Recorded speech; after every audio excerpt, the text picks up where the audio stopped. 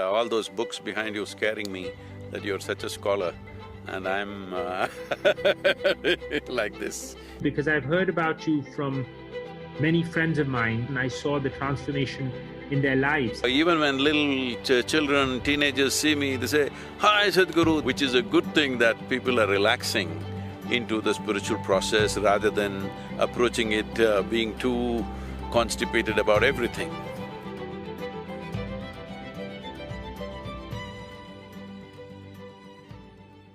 Thank you very much. Sadhguruji, it's a great pleasure to be here with you. Namaskaram, William. Wonderful to talk to you. As I said, all those books behind you scaring me that you're such a scholar and I'm like this. Well, you're a powerful presence in a powerful landscape right now. I can see that both, the landscape you're in is so beautiful and you're seated in that landscape. And I think, drawing something from that landscape. It's been really good to meet you because I've heard about you from many friends of mine. And before I even heard about you in the work of Isha Foundation, I saw the transformation in their lives as they became involved with the foundation and its work. And then when I asked them what was happening in their lives, they said, they had encountered a wonderful force, and that force was you and the work of the foundation, and it really transformed their lives. And I know there are millions of people around the world who benefited so much. They're just passing the buck for their well-being to me.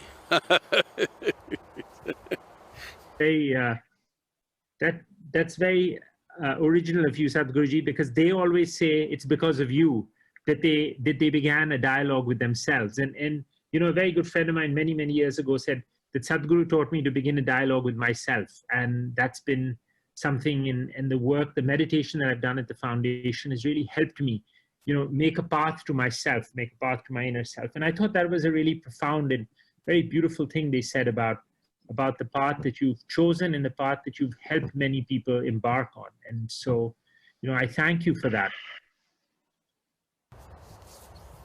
There are only two things with our life. Either one thing is the profoundness of our experience, another is the impactfulness of our activity. This is all there is in our lives. Profoundness of experience, impactfulness of our activity. What else is there? There's nothing else. And as I was really intrigued, Sadhguruji, that you decided to get on a motorbike. I know you love motorcycles, and travel across America at a time like this. It's a time of great change in America and there seems to be a real outpouring of so many things. What are you seeing as you travel across America? America seems largely normal wherever you go, except maybe theaters and restaurants are not much, but traffic on the highways are normal. Truck traffic is full on. People are moving about normally. A whole lot of people are wearing masks. Some very brave people are going around without masks, okay, in some parts of the country. But essentially, almost everything seems to be normal outwardly, and especially all these… right now I'm at the Grand Canyon, everything is jam-packed with tourists. When I inquired about, we were in an RV park and it's all crowded, I asked, what's happening, so many people? So they were telling me, it is 3 times than what it is during a normal season. Everybody's traveling because children are not going to school, everybody's traveling, and traveling is the safest way to be because you're away from everybody else, you're secluded. And especially for me, motorcycle is definitely social distancing, Yes, that's one advantage of a motorcycle, unless you have someone riding on the back, of course, but… No. Your journey reminded me of a book that I'd read earlier on in my life when I was a student, and that book was about another motorcycle journey. It was both a physical journey and a spiritual journey, and the author was one of America's best-known authors of the 20th century, Robert Pirsig. And he wrote, he said something very profound in his book. He said, the only Zen you can find on the tops of the mountains is the Zen you take there. And he said that in his motorcycle journey became like a story of a spiritual awakening. How have you found people when they meet you in America? What has their reaction been? Well, generally the reaction is initially of surprise because they think an Indian guru must be a little disabled, you know, he can't walk, he can't stand, he can't sit, he must be like that and except for chanting a mantra, he should not be able to do anything. So they're a little surprised in the beginning, but I think I've cooled their surprise in the last few years if they've known me even a little bit. It's fine and I find because of the identity as a safety, you know, like there's a little Sadhguru on my helmet with my blood group and stuff like that. Because of that, even though I'm fully helmeted and they can't see my face, people are recognizing on the roads and shouting at me, waving at me, all this because this is one thing I have changed that from… guru means always demanding respect and reverence to kind of aspiration that we could be like this. It is not like I'm somebody that they cannot access. Like even when little children, teenagers see me, they say, "Hi Sadhguru," they won't say namaskaram and bow down to me or something, they will shout at me and this and that which is a good thing that people are relaxing into the spiritual process rather than approaching it being too constipated about everything. Because this is not a… spiritual process is not a restriction, it's an empowerment. This is the message I've been trying to convey all my life and I think it's gotten across pretty good these days One of the interesting things I find, Sadhguruji, is that a lot of the people who have been influenced by the work of the Isha Foundation are business leaders and thought leaders in business. And I was interested when Business Insider came and said, you know, we want to do something about sustainability in business and about, you know, a conversation between you and Sadhguruji on this idea of sustainability in business. What do you think about sustainability in business? Definitely businesses or any human activity, if it has to sustain, it has to be managed in a way that, you know, it has a long-term projection. But right now, because of our, you know, like a free enterprise, which is a good thing that everybody is involved, we have moved from what was used to be called as capitalism, which means capital was available only for a small group of people, to a market economy where everybody can participate. If anybody has a good idea and shows some ability to execute that idea, capital will come to them today, at least, with a little bit of struggle maybe, but it'll come to them, which was never possible 100 years ago or 200 years ago. At that time, let's say in India, probably 25 families held the capital. Nobody else had any possibility of ever getting any capital. In United States, maybe 100 families held the capital, nobody else was capable of raising capital. So, one thing you see is a whole culture of crime in this country because they were trying to raise capital, you know, because only a few people held the capital. A few people holding the financial strings of an entire society itself is a crime. So that is changing with market economy. All kinds of entrepreneurs from variety of backgrounds are coming and participating in the economic process, which is good. At the same time, because of the population growth from 20th century, from the beginning of 20th century, in 1910 we were just 1.6 billion people, today we are 7.6 or 7.8 billion people, whatever the number. And because of the number of people getting into economic activity and the consumption going high, it looks like business is the culprit. Business is not the culprit, population is the culprit, but nobody wants to address that. Because now even business people are saying big population is good for them because they're thinking numbers. They're not thinking of innovation, they're not thinking of sustainability, they're only thinking of numbers, quarterly balance sheet to balance sheet they're going. Definitely all business leaders have to think little more long-term. This quarterly balance sheet kind of push could cause serious damage to their own businesses and to the planet, of course. It is very easy to rattle off numbers about what is the damage this business, right now textile business, people will say it is causing this kind of damage, that kind of damage, which is true, I'm not saying no. That is because one thing is the number of people that we have, another thing is our consumption has gone up, because this more is better is not only in the minds of a business person, it is in the aspiration of every human being. So, sustainability will not happen just because businesses think about it, because these are all related relationships.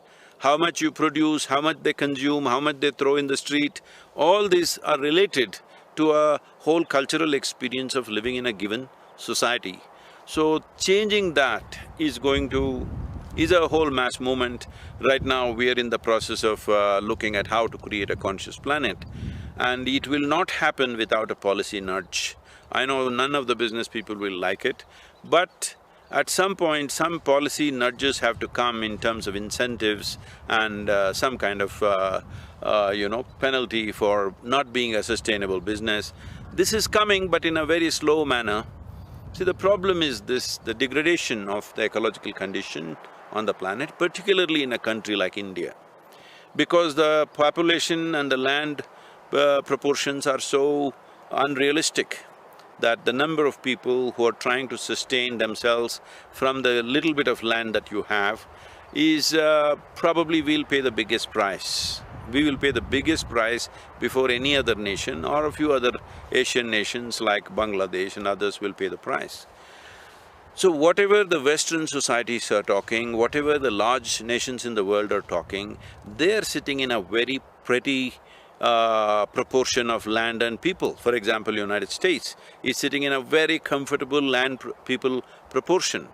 And they are trying to manage their population, the walls are coming up, things are happening, policies are changing, because they are conscious if the population increases, the pressure on the land will be heavy and many things will happen. It is today a political debate, and I know I don't want to get into the politics of it, I'm not an approver of the wall or not approver of the wall. It is… I'm just saying that populations have increased. Everybody is talking how more population is better for business. Unfortunately, I hear this from so many business leaders. They don't understand that see right now here, the buffalo population, I went for a buffalo roundup in South Dakota. I asked them, what is this about? They rounded up about 1,500 buffaloes, and on that day they're deciding how many buffaloes should be culled. So I'm saying you understand, for a given piece of land, how much population of a particular species can exist. With other animals, you're taking the liberty of culling them. But with us, when we have postponed our death and increased our life expectancy, we must also postpone the birth. You cannot cull a human being, all right? But unfortunately, you will end up doing it, because if you don't do it consciously, nature will do it to us in an extremely cruel manner.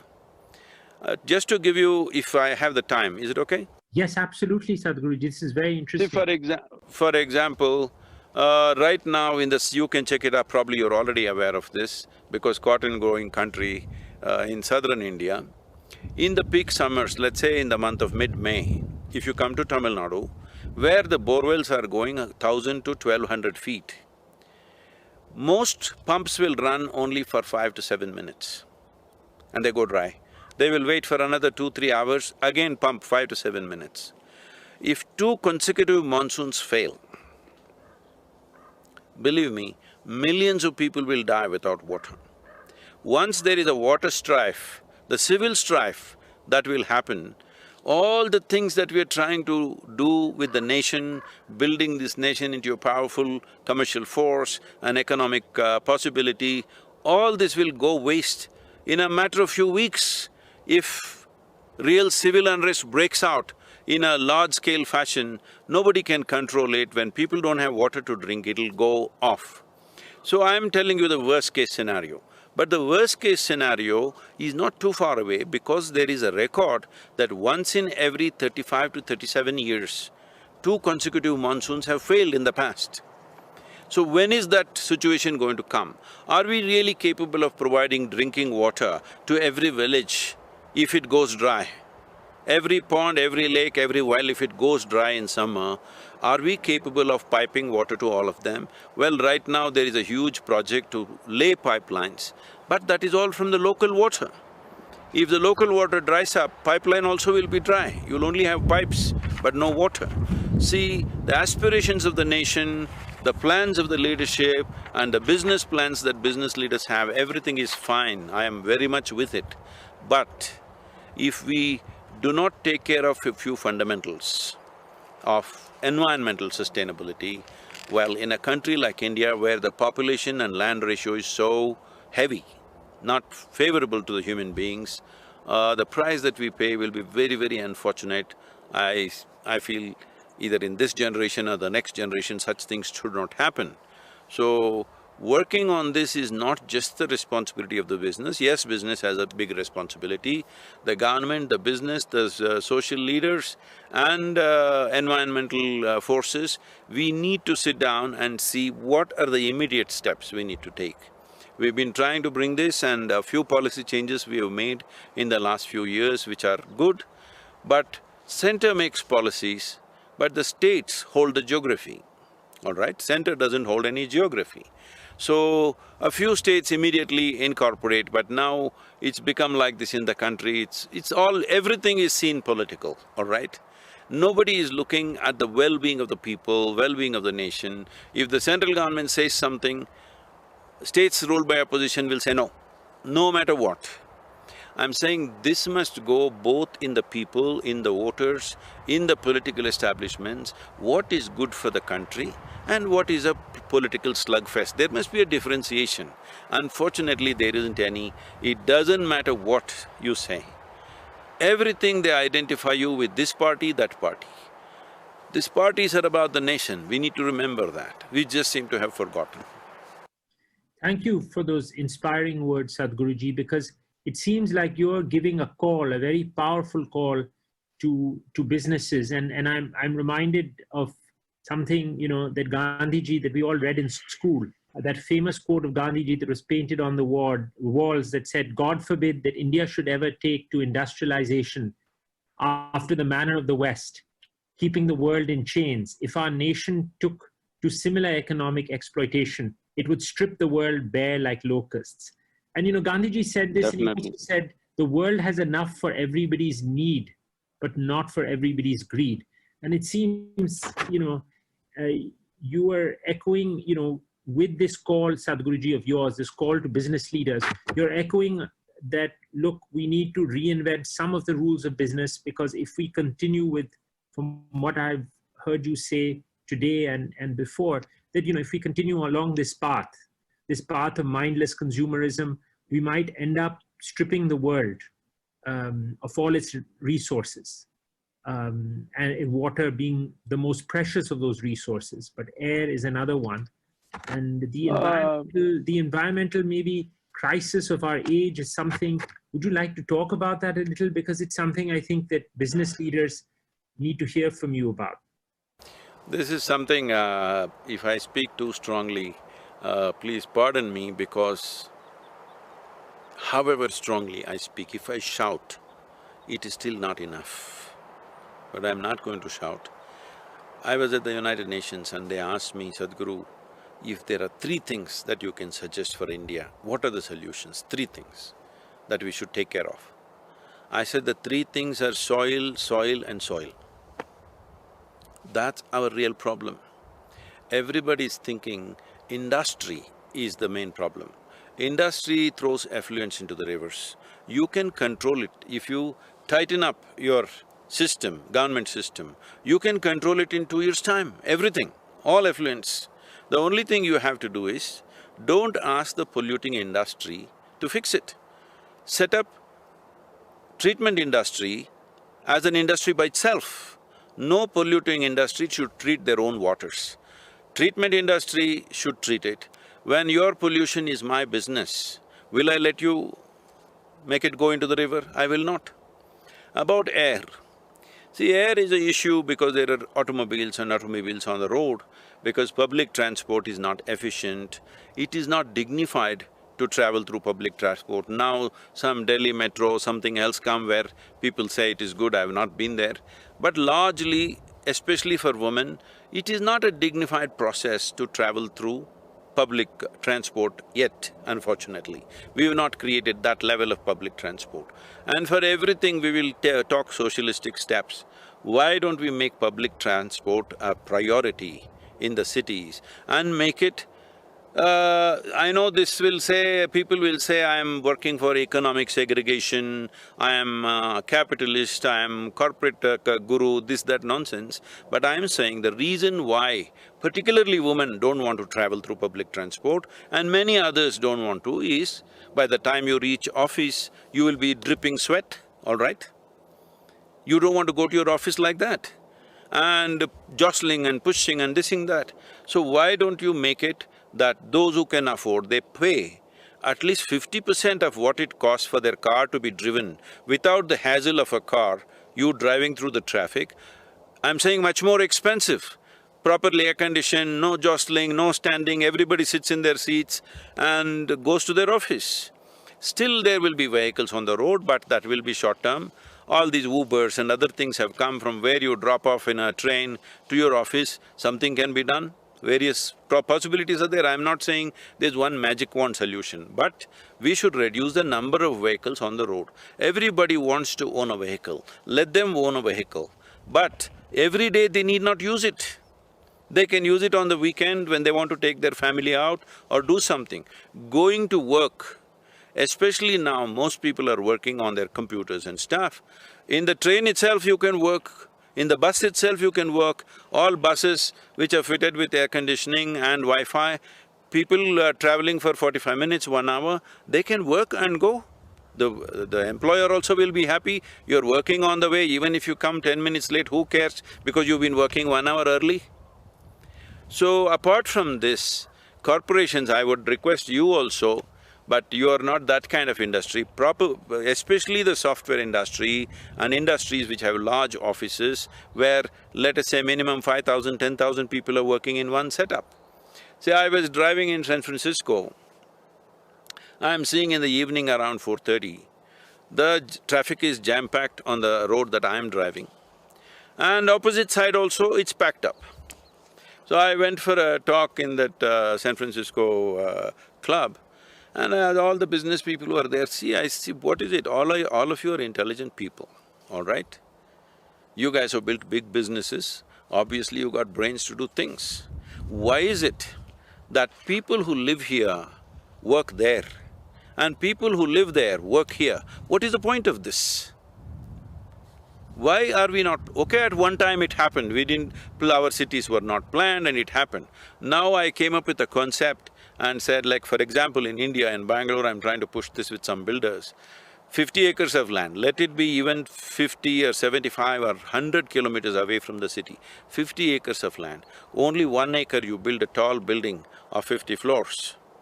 Okay? Actually you have 2 FSI, you can go 100 floors, but let's say 50 floors. Remaining 49 acres, turn it into a forest, lakes, ponds, whatever you want. No waste going out of this place, no electricity lines coming into this place, everything can be done right there. So people live there, work there, up to 7th standard school can be there, small amount of shopping can be there. 5 days in a week you don't step out of your building, you don't start your automobile. Weekend you want to drive to the city or you want to go somewhere else, it's up to you. So if you own vehicles, you use it only on the weekends. Every day you don't have to drive because it's no more a pleasure to drive in the Indian city. And the number of people are dying, I'm saying in a small city like Coimbatore city, every day about 12 to 14 people die, natural and other things. In this, 3 to 4 people are road accident cases. Can you beat it? A small city of 1.5 million, about 3 to 4 people die within the city limits. What dies on the highway, you know those big numbers. But I am saying in every city this is happening. How many people are losing their lives? How many are losing their limbs? They say every 12 minutes somebody is losing a limb. Every some 1.5 minutes or something there is a fracture. So WHO is saying India is aspiring to become a world leader, In another 25 years, the number of cripples you will have in your country, there is no way you're going to be a world leader. Because everybody is getting injured, everybody is losing their limbs. The number of people, if you look at this, it'll run into millions in a couple of decades. So, all this can be avoided, people can live well, especially our children can grow up well. Right now, if our children step out of their threshold of their house, they're bang into the traffic. Most homes are like this. If they step out, they're on a dusty, terrible street where they cannot play, where they cannot do anything safely. Every dwelling can be made like this, there is substantial space. And above all, for the kind of population pressure we have, if you don't go tall and if you do not create an ecosystem around it, there's really… most of the cities are unlivable. Those who can afford are putting up big walls and trying to create a little illusion of their own world, all right? But that's not going to work for a long time either. So, having said this, the most important thing is soil. Because what we need to understand is 84% of India's land is largely farmed. It is under plough. Nobody wants to say this. I'm saying this most unpopular thing because everybody likes to hit industry because industry will pay up if you hit them, all right? Unfortunately, this is how our environmental activism is running. You hit the industry hard and they will pay up and quieten you. But the real thing is agriculture, because our real problem is degradation of soil. The biodiversity loss that's happening in India is immeasurable. It is said in another 30 years, nearly 60% of Indian soil will be uncultivable. How are you going to produce food for this 1.3, 1.4 billion people? How are we going to do it? Destroying the soil. A soil which has nourished us with over 12,000 years of agriculture practices, today in 50 years' time, we are destroying it because the only way to keep the soil rich is there must be tree litter and animal waste. Without that, there is no organic content. And the topsoil that we are destroying is life. These 39 inches of topsoil on an average that we have literally sustains 85% of the life on this planet, including us. But that is going away at a rapid scale, and 52% of India's soil right now declared as degraded, 40% declared as fallow. So where are we planning to go? The only thing that every one of us should focus right now is how to upgrade the soil. You cannot upgrade the soil without creating substantial organic content. The source is always the trees and the animals. So Sadhguruji, it's clear that you have very strong ideas, and you have what you just shared with us today is a powerful call, to business leaders and government leaders. And you're in a position where you can influence both business leaders and government leaders today. Do you think policy, for example, the policies that the government puts on businesses and farmers and tax policy also should be gauged by the impact a business has or an enterprise has on the environment? So for example, one of the companies that we run is called Organic India, and it works with farmers. And one of the things that we try to do is soil conservation. Now, this is part of our mission to create a sustainable business. Do you think that government should support those measures and say, if I ran a business that produced something that was harmful for the environment, harmful for human health, as opposed to producing something that employed people in a way that didn't do any damage to the environment, that maybe helped regenerate the environment, do you think that there should be a clear, like today, any business person, if you make a profit, you're taxed whatever percentage on the profit that you make. Tomorrow government say that, right, if you have a business that will generate these social goods, let us say you're running a business that creates compost out of waste, those businesses will not be taxed, and we will tax other businesses more heavily. Are you an advocate of something like that, Sadhguruji?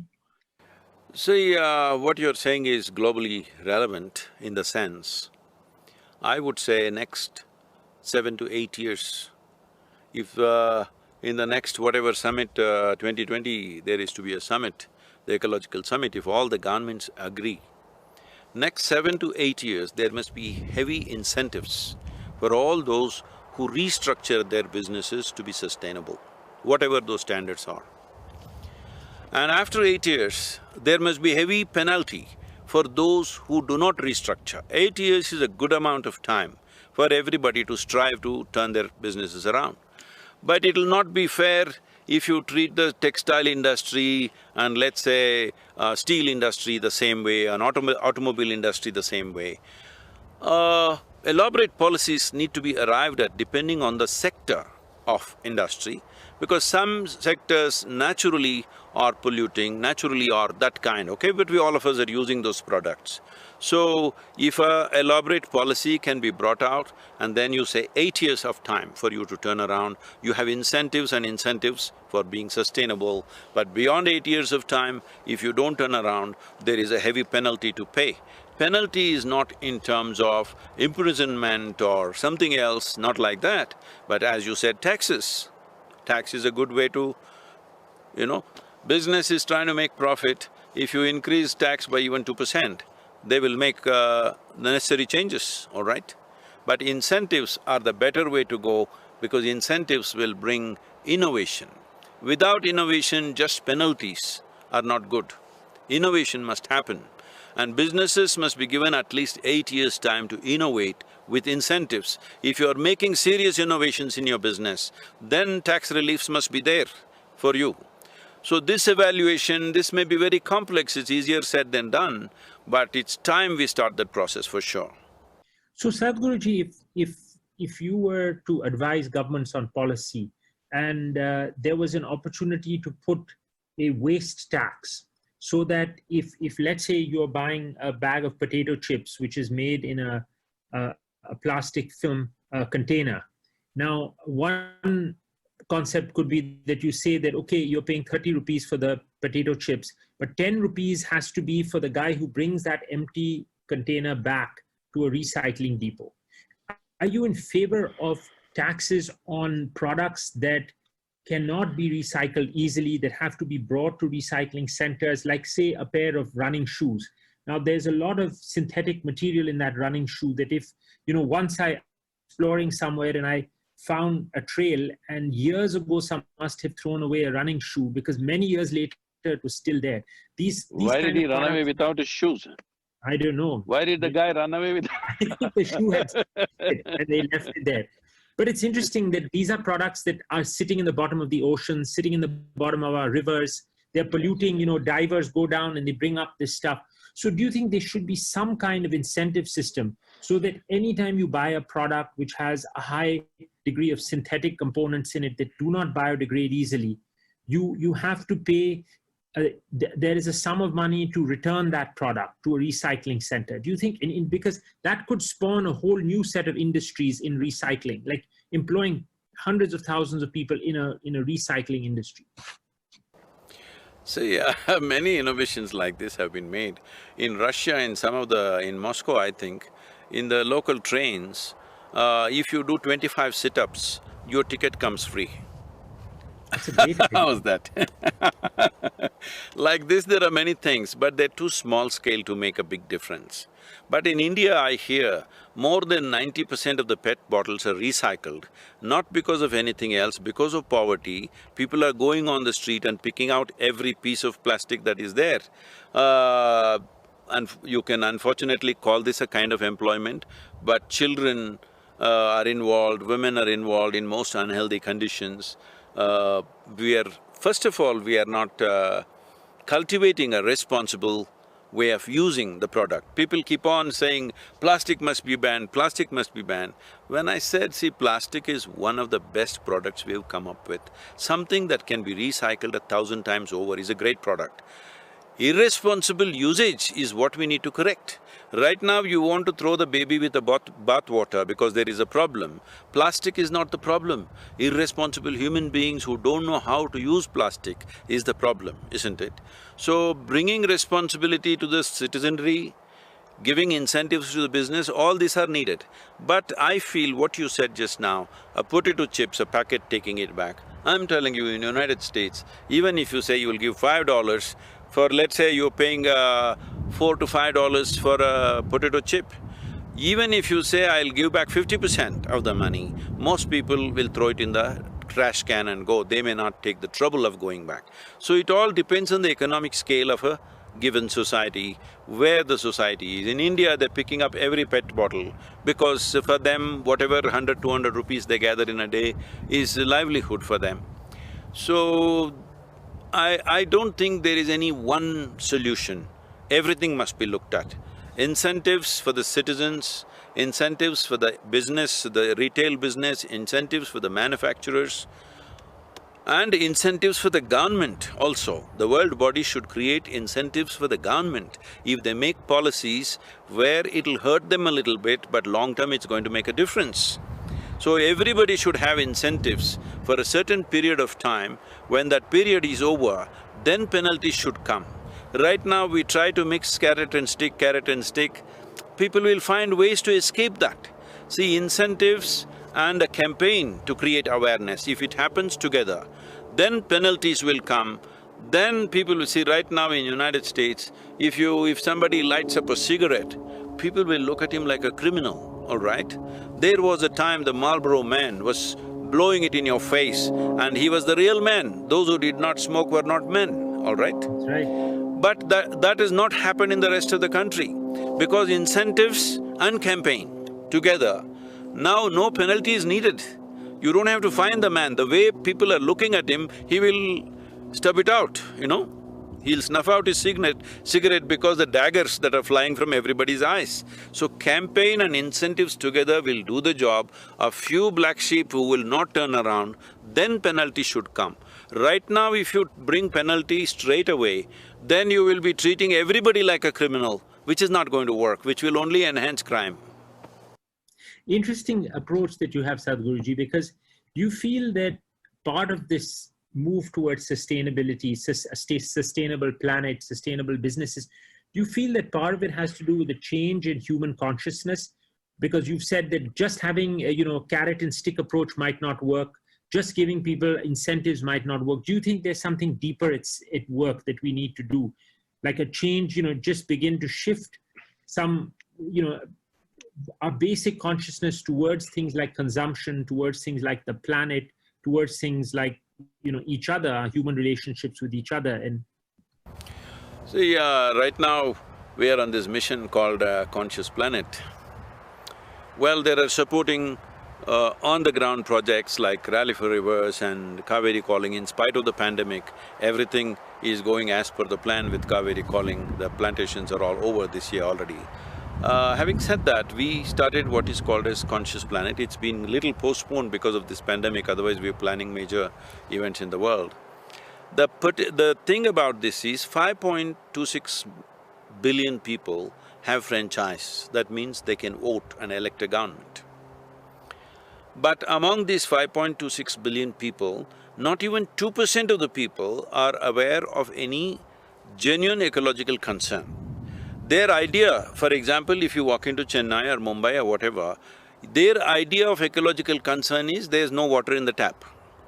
That is not an ecological concern, that's a civic concern. That is a local issue. Ecological concern is biodiversity is vanishing. Nearly 70% of the vertebrate population has disappeared in 50 years. And by the end of this century, they're saying 80% of the insect population will be gone. And the soil degradation is the main source for all this. If the insect population disappears, our ability to grow crops and our ability to live here will be gone. It is literally decimating ourselves to a certain, size of population. As I said earlier, if we don't do this consciously, nature will do it to us in a very cruel manner. So having said these terrible statistics, now Conscious Planet, what we are looking at is, today nearly 92–93% of the nations are democratic in whatever way kind of democracy they have. So people's will and people's expression of what they want will make a difference. So we are looking at, right now we are working with some of the UN agencies to reduce this complex ecological science, which is always put out like PhD stuff, nobody understands what it is. It runs into hundreds of pages or thousands of pages, nobody will ever read that stuff. So we are trying to reduce this. First of all, cut the planet into latitudinal sections, like equatorial region, tropical region, subtropical, temperate, like this. In each of these regions, whatever nations which come in this belt, what are the 5 things that must happen in these countries? What are the 2 or 3 things which should never happen in this country? We want to make sure at least 60% of the population is conscious about this. A simple, it's a dumbed-down version of environment. 5 things that must happen. Every man and woman who walk on the street must be conscious. If something is happening, they must know, oh, this is a good thing happening. If something else is happening, they must know this is a bad thing happening to us. If this much awareness comes, then we are listed out 3 top political parties in every country and trying to push it towards making ecology at least the number 2 item. Economy is their first item, we can't change that. The number 2 item in their election manifesto must be ecological concerns.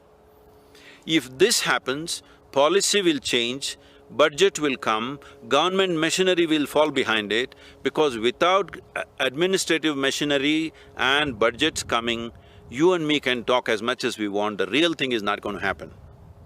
Policy changes, budgetary and the government machinery must fall behind this and people must cooperate. For this, a conscious planet is needed. We are working on this. We'll invite you also, William, to be part of this. It's very, very important people like you participate in this because you have concern in your heart. Right now, this is what I am saying about the Native American culture here. See, ecology is in textbook for most people, it's an abstract science. But here, the Native American people lived with ecological concerns were just in their hearts. This needs to happen. We must feel it. Wherever we see it, we must feel it.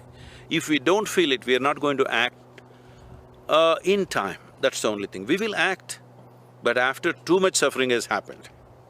But Sadhguruji, do you feel that connecting people with the conscious planet ideal that you have and that you've so eloquently stated just now, like today, all the scientists are saying that the coronavirus is as a result of environmental degradation of one kind. The frequent typhoons, the frequent freak weather events that we are seeing around the world, in India, in the US, in Africa, we are seeing these affect people's livelihoods. They affect what you say is the number 1 concern, which is economy. So actually the environment has now come into our lives. You know, the droughts, the floods, the damage to farmers' livelihoods. So we see all this happening on a daily basis, Sadhguruji. So is it possible to connect this with the conscious planet movement that you're trying to, that you're working with governments on setting up? So William, what happens with this is, because the meteorological sciences have many ways of describing these typhoons and whatever. And a whole lot of media reporting that it is only because of reportage that you think it's happening now, it was always happening. Typhoon happened in some place, 100 people died, you wouldn't know 100 years ago, today you know about it. Like this, many arguments come. I'm saying, if you try to fix all the things at a time, you will get lost because there are too many things, too many pieces. The fundamental concern is this: in policy, whatever is ecologically damaging in major nations in the world need to be fixed by policy. It may not immediately go on the ground, it's okay. But once it happens in policy, it may be a slow process, but it'll start moving that way. Those who don't have that patience is simply because they don't have the necessary long-term commitment. They're thinking by shouting a slogan on the street, taking a march in the city, ecology gets fixed. No, it gets worse, I'm telling you, with your marches. So, you need a long-term commitment for you to see the picture properly. So, is this a concern? Are these things happening more because of ecological things? Definitely there is an influence, but there is no science to directly link them. Okay, this typhoon happened because of this, you cannot say that. But at least in India, these floods, this flood and drought cycle, we can easily link it. See, I can clearly tell you, you watch this, you just look back in the last 3 years and see, wherever there is a flood, within 3 months there is a drought. What is the simple, this thing? See, the only source of water we have in India is monsoon. Our rivers are not sources of water, lakes, ponds, wells, not sources of water, they are only destinations for the rainwater. Only 4% of India's river water is glacial water, rest is all monsoon water. So monsoons used to come down about 40–45 years ago. You lived in Mumbai 40 years ago also, No, William? I'm a Delhi wala, strictly a Delhi Okay. wala. Born and brought up Okay. here, like sadly. Okay. Though I love So this.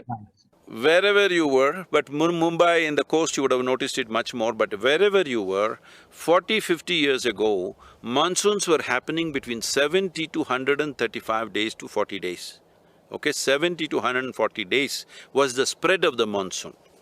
But today, monsoon, same volume of water is coming. In last 100 years, the volume of water that is coming down in the form of monsoon has not changed. It's about the same. But now it is happening between 40 to 75 days. That means the downpours are bigger, heavier.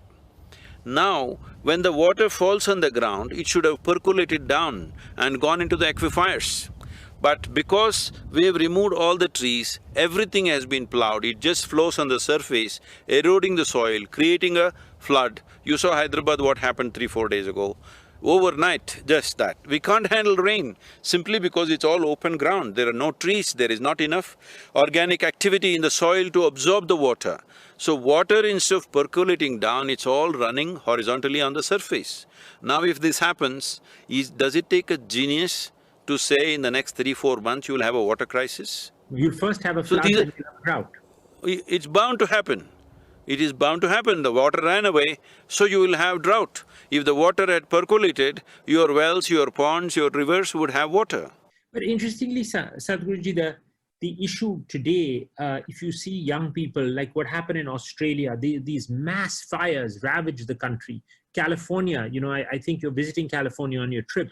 I mean, they've had catastrophic fires in California. I mean, people are being awakened to this, the topsoil disappearing. I mean, farmers, every farmer that I've spoken to is first an environmentalist and then a farmer. So, and that's true with farmers anywhere in the world. So, do you think the conscious planet, the time has come now for the people to take forward the idea of the conscious planet? The time has come quite some time ago, but we are waking up a little slowly. Definitely, in terms of people's understanding and participation, it's much better than ever before. You couldn't even talk to them 10 years ago. I've been blabbering this for last 30 years, but nobody even paid attention. Now at least the world is sitting up and paying attention to this. And maybe still not enough action is happening on the ground. About fires and everything is mainly because the soil is dry. See, right now 51 million square kilometers of land is being farmed in the world. Out of this, 40 million square kilometers are used for raising animals and their feed. 77%. I'm just saying the simple thing is this, every doctor in the world is telling you the same thing. If you bring down your meat consumption by 50%, 20 million square kilometers of land will become available for regenerating the soil. We can make this happen within 8–10 years' time. You're saying 50%, I'm not saying… save your give it health up. and save the planet, because if you… Yes, if you of don't, course. you save your health and save the planet. So as a vegetarian, I can see what you mean, Sadhguruji, because the tremendous amount of food that goes to feeding one animal… Now you're scaring people, William. Don't say vegetarian. I'm saying eat 50% of the meat that you're eating. I'm a practical man, okay? Yes.